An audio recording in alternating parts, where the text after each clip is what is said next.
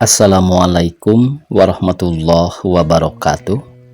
Pemirsa, subscriber dongeng Sunda Mang Cecep Gorbacep anu satiasa tuhu manco di payunan HP sewang-sewangan di mana bae ayana. Dina dengat ayana urang neraskeun hanca dongeng hianat ngadu kaberat bagian ke-7. Ieu yasana Bapak Tatang KS. Satu acan dipedar ieu dongengna sakumaha biasa ka pamirsa anu nemeh sumping ka ieu channel tong lali klik tombol subscribe-na, like-na oge tiasa ieu dongeng-dongeng Mang Cecep Gorbacep di share ka pamirsa anu sanesna. Oge tong lali mangga painten diisi kolom komentarna kitu nya pamirsa kanggo ajang silaturahmi. Sumangga supados teu nyangkolong teuing kana waktos wilujeng ngadangukeun.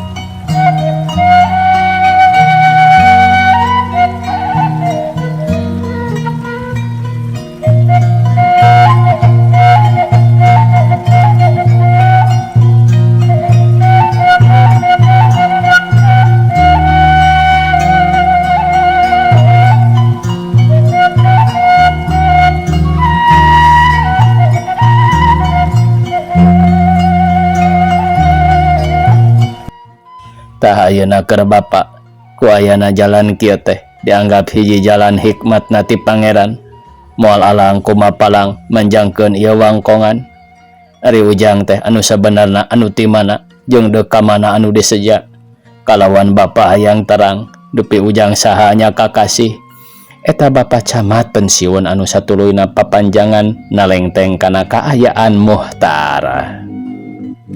Tidinya mah dadak-dak wae ku muhtar diterangkeun anu asalna ngabejakeun ngaran sorangan kalawan sanggeusna ngabejakeun ngaranna teh tuluy nyaritakeun lalampahanana samalah sakumaha penderitaanana dina sajero asruk-asrukan teh make diterangkeun sacerewelena. Oh, janten kitu kaayaan ujang teh. Tah ayeuna kieu nya Bapa moal alang kumapalang deuk muntang tulung ka ujang. Cing ayeuna Bapa tulungan sugan di ditu di lemur ujang nyata di daerah Garut sugan aya jalma anu bisa ngubaran anu kering keun perkara biaya itu ieu nama ditanggal ku Bapa pikeun ka daerah eta mah Bapa teh ti saprak ibuna gering nepi ka kiwari can pernah ari neangan jalma anu bisa ngubaran tur jalma anu wacis ka daerah ujang mah jeung deui pikeun Bapa deuk nuluykeun ka panasaran sugan eta nu gering bisa katulungan keneh tur dikersakeun ku pangeran bisa jag-jag waringkas sacara bihara-bihari deui. Ayeuna mah kieu wae atuh Bapa muhtar bari cingogo samalah Bapa camat pensiun ge kacandakeun cingogo pahareup-hareup jeung muhtar.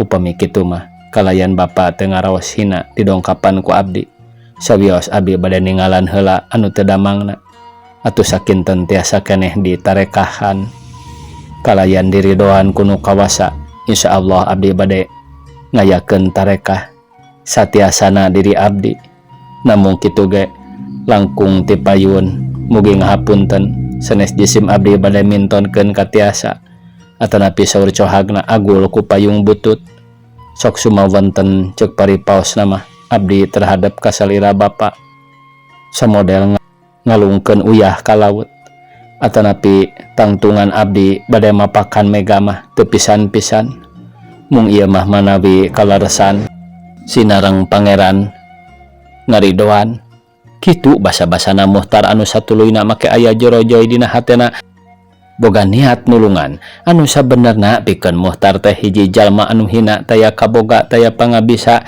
ceuk cohagna mah teu bodo-bodo acan. Naon abahing ku hayang nulung kalawan boga rasa ceuk batina deuk nyobaan kana eta batu pamere ti jalma goib teh nah bener henteu na benang dipake syarat nulung jelema gering. Ku ayaan caritaan kitu anu hartina muhtar boga maksud nulung harita keneh ge muhtar dibawa ku Bapa camat pensiun anu bumina benang disebutkeun rada jauh oge ti eta patempatan anu keur dipake ngawarangkong bieu. saja jalan Bapak Camat pensiun jeung Muhtar teu aya eureuna galecok ngawarangkong. Bari lempang ku kurubutan kanu bala, mapai-mapai jungkrang mipir-mipir pasir teh lain heuheureyan, dah puguh patempatan anu beunang disebutkeun pagunungan. Cek penerangan batur mah eta teh anu disebut leuweung tiis tea. Ku ayana obrolan di jalan anu sakitu uplakna teu kanyahoan tur teu karasa lalampahan Muhtar jeung Bapak Camat geus marudun ti eta gunung. Samalah geus anjog ka jalan gede anu katingali kendaraan pating garerung, jalana lalaweunan, maklum keur nyorang tanjakan nu sakitu natakna. Jaba ngareret ka beulah ti katuhu ngalung kawing anu disebut pelebah dinya teh lebak di jero. Tekungsi setengah jam sanggeus lempang nyorang jalan anu sakitu lecirna jaba panas, Bapak Camat pensiun teh ngarandag jeung Muhtar. Hareupeun hiji imah sisi jalan anu tayalian eta teh bumina juragan camat pensiun. Pangna Bapak Camat pensiun ngarandag hareupeun bumina teh dumeh dilebet bumina seueur jalmi-jalmi, atuh manahna Bapak Camat asa ratu teu puguh. Cek emutanana mah aya taksiran awon wae dumeh istrina teh damang walas. Tapi ngarandagna teh teu lami. Lajang Bapak Camat pensiun angkat deui lebet ka pakarangan bumina anu saparantosna caket mah jalmi-jalmi di lebet bumi teh kalaluar dumeh ningali Bapak Camat pensiun sumping. Jalma-jalma awewe lalaki meni recet nyebut engal-engal kalawan aya oge nu kadengena di jero bumi. Bapak Camat awewe keur ceurik. Ukur mah kaayaan Bapak Camat pensiun tos capek mulih ti leuweung sumping ka bumi seueur jalmi sareng pada raribut. Puguh wae karaosna kana batin Bapak Camat pensiun teh asa nambihan gempor. Lebetna ka bumi ge kiat kalali ka jalmi anu dicandak tayalian Muhtar teh ditinggalkeun di luar. Ukur mah ditinggalkeun katambah-tambah Muhtar kadinyana teh teu di baju-baju acan ngadon dibuligir sakadar make calana poke kitu ge rarajet. Sanajan Bapak Camat diganda nyandak Muhtar kalebet ge sigana moal daekeun asup kulantaran era dumeh teu di baju-baju acan. Anu harita Muhtar ngadon cinutrung handapun tangkal ros payunan bumina Pak Camat pensiun. Kira-kira menang 10 menit Muhtar cinutrung handapun tangkal ros di jero kadenge swanten Bapak Camat pensiun naroskeun ka hiji jalmi. Nyaeta nu ditaroskeun ku manehna teh hiji jalma candakna tayalian Muhtar teh. Teu kantos lami Bapak Camat pensiun kaluar ti bumina anu salajengna parantos katingal Muhtar nuju di cinutrung mah enggal digentraan dipiwarang kalebet ku Bapak Camat pensiun. Muhtar dipaksa ditita asup teh mugen teu daek asup sakadar nyebutkeun mangga-mangga bari ngajanteng di lawang dibauran ku beungeut rada bareureum tayohna ngarasa era dumeh dibubuligir. Awahing ku dipaksa ku Bapak Camat dititah ke jero antukna Muhtar balaka sorangan nyebutkeun isin kulantaran dibuligir kitu ge nyaritana teh siga nu bareurat rek ngedalkeun ngadon arap-ap eureub-eup teu puguh. Eueuh karunya teuing ke atuh heula antosan sur Bapak Camat pensiun bari labat anu teu sakumaha lami tos kaluar deui bari nyandak ka meja sareng sinjang sarung dibikeun ka Muhtar. Teu lila eta kameja jeung samping sarung ti Bapak Camat pensiun teh rap wae ku Muhtar dipake. Geus kitu mah kakara manehna daek unggah ka jero kitu ge setengah digusur ku Bapak Camat dicandak kalebet kamar. Anu harita katingali aya hiji awewe keur ngalempreh teu eling-eling pada ngariung ku jalma-jalma. Lalaki awewe kolot budak mani ngagimbung heurin usik jaba aya di antarana nu keur nginghak ceurik. Dumeh eta awewe nu geuring teh katingalina ku Muhtar cek syariat mah moal aya harapan bisa menyat deui. Da puguh sakitu ripuhna jaba panon geus mulan ngarenghapna ge geus beda. Demi anu gering teh tayalian bojona Bapak Camat pensiun teh nuju ngayak-yak salirana ngayakas cek sompralna mah kari tulang jeung kulit teh lain bobohongan. Wah, sur Bapak Camat ka hiji lalaki tengah tubuh anu harita keur cunggelik nyang hareupan nu teu damang. Abdi teh langkung ti payun khususna ka uwa atuh umumna ka para saderek sadaya anu parantos ridho galih ngalayad ieu pun bojo ngahaturkeun rebu-rebu nuhun. anu salajengna abdi teh papendak sareng ieu jalmi nyaeta di pamoroan anu tayalian sanes mentena dihaja ku abdi dibantun ka dieu teh bade nyuhunkeun pitulungna manawi tiasa narekahan ieu pun bojo. Ih, hatur nuhun atuh Bapak. Mugi-mugi wae Gusti Nu Maha Suci ngaijabah. Kalayan diparengkeun tiasa sacara bihara-bihari deui. Walar eta jalma anu araya meh bareng nyebutkeun nuhunna teh. Anu satuluyna Bapak Camat pensiun naros ka Muhtar naon anu kudu disayagikeun syarat-syaratna pikeun ngalandongan bojona Bapak Camat pensiun teh. Geus kitu Muhtar menta cai atah kana gelas ka Bapak Camat anu harita keneh ge salah saurang jalma anu aya di dinya gancang ngojengkang nyokot cai atah tina gentong. Anu teu sakumaha lila geus balik deui ka kamar kalawan ngasongkeun cai atah ka Muhtar. Samemehna Muhtar keur ngalampahkeun munajat kanu kawasa make menta dihampura heula ka sakurnu araya di dinya babakuna ka Bapak Camat pensiun. Anu satuluyna Muhtar nanyakeun jenenganana anu teu damang teh. Atuh ku Bapak Camat pensiun teh disanggemkeun jenengan bojona teh Nyimas Julaiha watona Jumaah. Sajabana tinyebutkeun jenengan sareng weton bojona teh Bapak Camat pensiun ku anjeun ge make nyebat jenengan nyalira. Nyaeta nu kadengena ku Muhtar jenengan Bapak Camat pensiun teh Wisastra. Tidinya mah prak wae Muhtar ngaluarkeun pangabisana kalawan eta batu pamere tinu gaib teh dikodok tina pesak calana. Geus kitu celom batu teh dianclomkeun kana jero lumur. Nu dieusi cai atah herang beri luhurna ditungkup ku dampaleungeun dibarengan ku bibir macakeun doa kanu kawasa. Neuneudah sangkan eta anu teu damang tiasa waras sacara sasari. Dina sajero Muhtar keur kitu jalma-jalma anu araya di eta kamar jeung di petengahan teh saurang ge teu aya nu salah sawuran estu simpe dirgaang katincak teh sanyana sakadar nu kadenge dehem jeung batuk wungkul.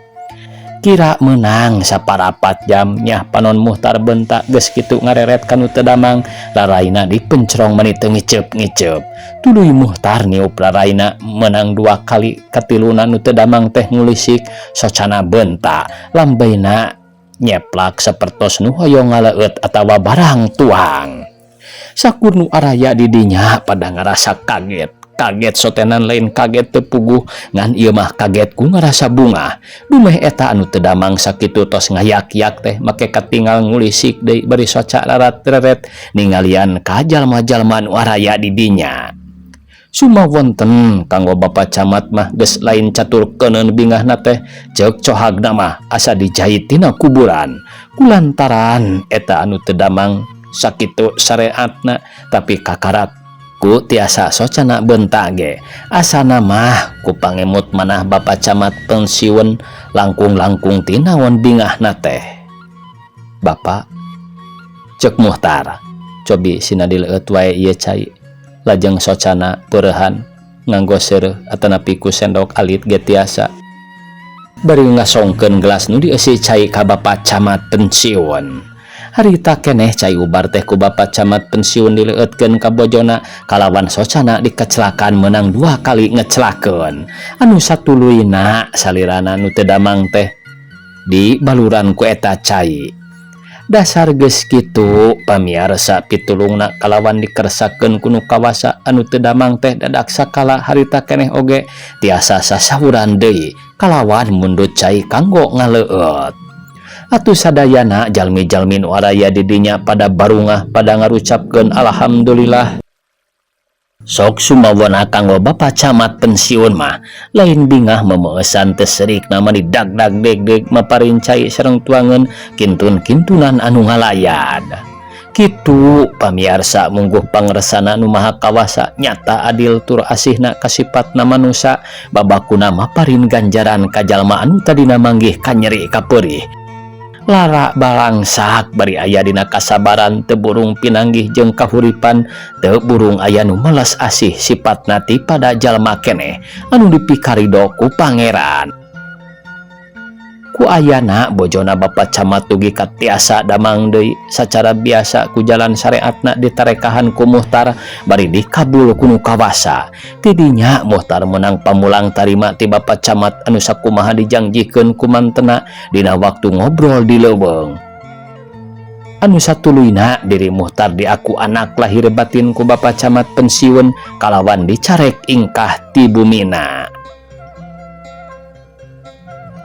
Ganti poe nincak minggu beak minggu ganti bulan Muhtar dirawatan kalawan diaku anak lahir batin ku Bapak Camat pensiun anu lilana teh mimiti ngalandongan bojona Bapak Camat pensiun tur nepi ka kiwari geus aya kana taweuna ceuk rasana mah asa cikeneh naker.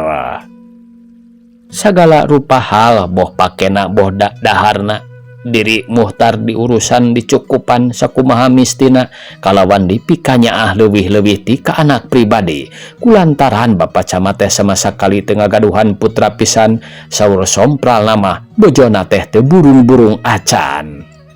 Beuki lila kaayaan Muhtar cicing di Bapak Camat ditinggalikeunana teh asa nambahan kayung-yun naker tingkah lakuna teu aya pisan cawadeun kana barang gawe kacida singerna kacida rajina tong boroning ngurusanan dina kaayaan beberes di imah. Najan pakarangan jeung keboan kagungan Bapak Camat pensiun estu diurus sakumaha mistina. Atuh ku ayana ningali kana karajinan Muhtar mingkin lila Bapak Camat pensiun mingkin dedeh anu satuluyna Muhtar digawekeun di kantor kacamatan kalawan make disakolakeun deui. Dina hiji waktu kirawan Ciasar Muhtar keur ngadeluk barang gawe meres-mereskeun surat anu dibawa ti kantor diberesan di kamar. Bojona Bapak Camat pensiun ngagentraan di petengahan anu harita keneh ge Muhtar gura-giru nyamperkeun. Aya pikeun saeunaon Bu? Tanya Muhtar ka bojona Bapak Camat anu harita mantena nuju caralik sareng Bapak Camat pensiun. Coba diuk heula sakedeungmu. Ibu dek aya picaritaeun ka Muhtar. Pikeun ibu terhadap ka Muhtar teh. Beunang disebutkeun leuwih-leuwih asa ka anak pribadi. Atuh nya kitu deui Muhtar ka ibu jeung apa geus teu asa-asa ka indung Bapak kukutan. Nyata kieu mu pangna ku ibu dicalukan teh sanyana ibu ngabandungan Muhtar. Rai poe teh asa beuki suhud naker. Boh kana urusan sakola ku kituna ceuk pikiran ibu moh teh moal ngorak wae moal jag-jag wae tinang tu sifat jalma mah kudu aya perubahan entong beroning emuh najan ibu jeung apa ge can bisa nangtukeun anu sanyana pikeun ibu moal alang kumapalang mikanyaah ka emuh kumaha kira-kirana dina waktu ieu moh teh geus boga pikiran hayang boga pamajikan. Menang sajongjongan Muhtar telemek teu nyarek bibir balem sirah melenguk sakadar panon kucap kicep bari pikiran bingung kana kasauran ti Ibu Camat kitu teh. Anu jadi bingung keur kana batin Muhtar teh tayalian saperkara can aya tujuan hayang boga pamajikan tur can aya jalmana anu baris dipikaharep ku dirina. Jabati kitu teh pikeun batin Muhtar geus janji satungtung can tepung jeung nu jadi adi moal wara boga pamajikan ceuk cohagna najan nepi ka pondok umur oge. Kulantaran Muhtar ngabetem wae teu aya perjawabanana akhirna Bapak Camat pensiun ngiring nyambung kana kasauran ti bojona anu hartina semi-semi naros ka Muhtar geus boga niat acana rumah tangga. Bapak, jawab Muhtar anu sakumaha disaurkeun ku Bapak sinareng ku Ibu kalintang kahartosna kalayan ngahaturkeun rebu-rebu nuhun kana pangasih ti Bapak sareng ti Ibu anu hartosna kanggo abdi berat nyuhun berat nanggung ditampi ku asta kalih kalayan teu disimpen di handap-handap disuhun dina embun-embunan ditungkus dina lebeting kalbu abdi. Namung abdi nedapa nuhun mugi Bapak sareng Ibu langkung ti payun kersa ngahapunten kana samudaya kalepatan abdi lahir batin kalayan mugi teu janten rengat galih anu sakumaha dipisanggam tadi sanes abdi teu nampi mung dina wangkid ieu abdi teu acan gaduh cita-cita hoyong rarabi dupi margina kaayaan abdi batan sakieu masih aya keneh nabingbingan bapak sareng ibu. Sinareng leres ge abdi tos gaduh damel, namung ngemutkeun tina gajih abdi anu sakitu teu nyekapanana bujang-bujang di anggo rumah tangga. Dalah kanggo abdi nyalira ge mung cekap kanggo jajan wungkul. Jabiti kitu dina emutan abdi, satungtung abdi teu acan tepang sareng pun adi anu tos disanggemkeun ka apa sareng ka ibu. Moal wara gaduh bojo, walar Muhtar mani panjang lebar kalawan nyaritana mani merenah turut tatagna kara bubuhan ninggangkeun di jalma berbudi. Nya oge Muhtar teh hiji jalma kaluaran ti kampung, tapi budi jeung basana teh leuwih-leuwih ti jalma anu aya di kota. Jadi kitu tujuan Muhtar teh nya. Ari kahayang ibu mah satadina muh teh hayang buru-buru rumah tangga. Sangkan ibu ngerasa regreg jeung masih aya keneh ibu jeung apana. Sok sanajan ibu tadi nyaritakeun kitu ka Muhtar teh, lain kudu Muhtar ngaluarkeun biaya sorangan atawa ngabayuan pamajikan ku rejeki menang Muhtar. Perkara keperluan eta mah tong boroning keur kawin, dalah keur nyumponan keperluan sapopoe ge kumaha ibu jeung apana. Atuh perkara keur cicing pek imah nu itu eusian ku Muhtar. Teu kitu ge ibu jeung apana geus nyerenkeun ti kamari keneh ka Muhtar. Sur ibu camat anu haritina kasauran anjeunna teh sacara ngedesek, sangkan Muhtar buru-buru boga pamajikan. Lamun hade dicaritakeun mah ku Ki Pangarang, ku ayana ibu camat sasauran kitu teh pikeun pipamajikaneun Muhtar teh geus aya nyaeta putra saderekna bapak camat nu bumina teh sakumaha jauh ti bumi anjeunna ngan sakadar kahalangan ku lima suhunan. Eta gadis putra saderek bapak camat teh janten guru sakola rakyat, jenenganana mah Imas Nani.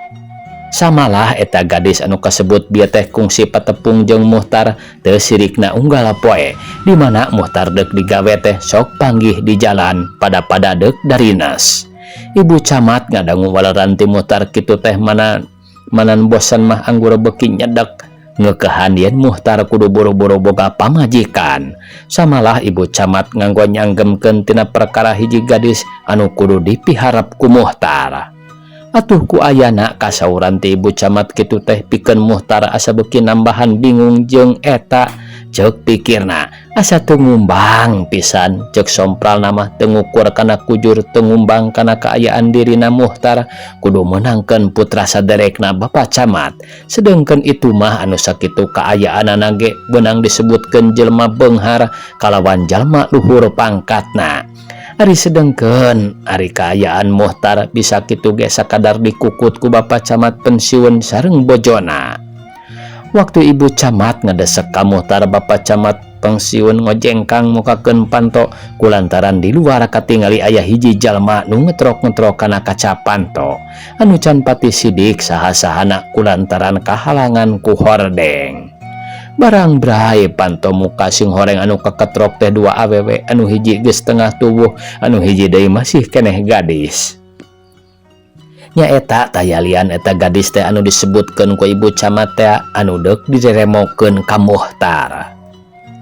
Geuning aceuk mangalingi sur bapak camat ka eta semah. Haturan aceuk kumaha damang? Ibu camat naros bari ngadeg lajeng sasalaman. Barakah Nyi Mas Camat. Walar hiji awewe bari sasalaman nya kitu deui eta gadis ge milu sasalaman dibarengan ku imut ngagalanyu. Muhtar mah sanggeusna eta semah ke jero kalawan geus dariuk di petengahan gancang ngojengkang ka tukang kulantaran boga rasa era jeung maksudna deuk nyician cai pikeun nyuguhan semah. Nuju usum naon aceuk di ditu teh? Sur bapak camat bari nutupkeun deui panto geus kitu gek calik ngariung di petengahan. Ragamang panangan anu tengen muterkeun radio di alitan kulantaran ibu camat nuju sasawuran. Anu mawi Mas Camat di ditu teh nuju usum paila nu mawi aceuk ka dieu teh taya sanes maksudna mah bade nguyang. Ular eta semah nyaritana kitu teh bari mesem. Nguping kasawuran teh eta semah bapak camat pensiun sareng bojona garumujeng. ayaku tiasa ari acek mah tos sasauran teh meuni teu eleum-eleum mundek oge nu ti dieu nguyang ka ditu di ditu mah sabatae seueur serang aya balong sur ibu camat ku kitu teh mah kudu ngarti we mamahna pangna acek ka dieu teu aya lian dek ngangkir urang kulantaran katingali ku apa ge pesang mangkukna nuju panen katambi-tambi imas nyandak beas bagian ti sakolana meni setengah karung tarigu edas biasana ka remas camat mah ari tos sasauran teh meni teu eleum-eleum ari acek mah berkah serang lega balong ngemplang mung upami bade nyangu sok nyelang heula lumpat ka warung teu kitu mah lapur seeng jempe habu tiis nyamas saur tamu bari ngareret ka putrana keur imut ngagelenyo keur gagaronjakan kitu kurunyung Muhtar ti dapur nanggeui baki nu diisi cai kopi 4 cangkir anu maksudna deuk nyuguhan semah jeung keur pribumi. La ilaha illallah atuhkeun ku ibumu sur ibu camat bari nampanan baki. Mamahna deui eueuh pisan kahidangan eleh keneh ku budak saur bapak camat. Ih sanes teu aya kahidangan hilap apana? Lah sawios bari nage nyimas tong ngarepotkeun ceuk semah geus nyodorkeun cai mah Muhtara ngaleos deui ka tukang teu kungsi milu ngariung anggur ngahekok wae di dapur bari mersihan sapeda. Bu, ceuk hiji gadis bade ngiring ka jamban sakedap. Mangga euis teras wae kapengker mung nya kitu di dieu mah matak pikaisieun mani pabalatak ulah ibu camat curug nunjuk ka dapur. Geus kitu mah leos wae nyimas nani ka tukang barang nepi ka lawang dapur batina ngarenjag dumeh di lawang pasang rok jeung Muhtar anu maksudna Muhtar deuk meresan pagawean di kamarna. Aduh ceuk nyimas nani bari ngarampak dadana nya kitu deui Muhtar mani ngarenjag beungeutna mani teu sirikna reup geuneuk rai pias boga rasa reuas jeung era dumeh deuk silih tabrak di lawang panto jeung nu geulis. Nyimas nani nyebutkeun aduhna teh make ditungtungan ku imut sagala panon neuteub kana beungeut Muhtar anu harita Muhtar ngajanteng hareupeunana dibarengan ku hulu angen ratu dikoro ngadak-ngadak karasana asa seuseut. Punten wae mas ceuk Muhtar nyaritana ngan sakitu bari rada nyaling ka kasisi. Geus kitu mah nyimas nani tuluy ka tukang Muhtar mah bus ka patengahan tuluy kebat ka kamarna ngaliwat kanu keur ngawarangkong. Batin Muhtar asa teu geunah dumeh waktu manehna ngaliwat anu ngalobrol patinggarenang di patengahan teh ngadak-ngadak make jarempe samalah ibu camat masa saurana teh make ngagilak kanu urusan nu sejen-sejen mun kitu teh mah ngabaleng barkeun cariosan kulantaran Muhtar kabeneran norojol. Parantos imas ibu camat naros kaeta gadis anu tas ti tukang. Parantos bu wulerna bari gek diuk deui urut tadi. Cik mangga atuh dilaleueut caina kadinya sareng naon atuhnya ngaleueut teh.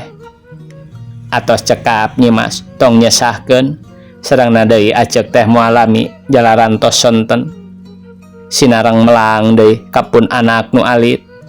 Perkatiwis eta mah nya kitu teh wae sakumaha anu disaurkeun tadi teh mudah-mudahan batu turun kesik naik ular eta semah anu satuluyna bebeja deuk balik kalawan make ditungtungan ku kecap anu kitu beunang disebutkeun hiji basa nya ge pondok tapi ngandung harati kalawan matak jadi buah pikiran pikeun ka diri Muhtar anu harita manehna keur diuk di kamar bari meresan pagawean surat-surat pabalatak dina meja. Saya nama engke wae atuh ceuk da caket ieu teu ngaraskeun pisan kanu sono keneh aceuk mah. Pan eta mamahna melang ku akangna nyebutkeun melang ka murang kali nu alit teh sabalikna. Ah gandeng Mas Camat baku ari tos ngabanyolan teh aceuk mah teu melang teu nineung keun wae masing aya hayangeun deui ge atoh. Bohong lah geus kadawak mah ku batur sahanteuna hatehan deul gerah ku mending suruh bapak camat ngabanyolan Da puguh anjeunna mah sareng nu kitu nu kieu teh teu weleh banyol wae komo kanutos loma mah. Marangga atuh kasadayana, ceuk eta semah bari mukakeun panto tuluy ngaleos baralik.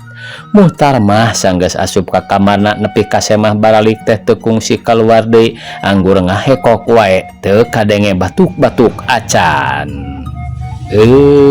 Waktosna kabujeng sae pamirsa, sakitu anu tiasa kapihatur. Wassalamualaikum warahmatullahi wabarakatuh.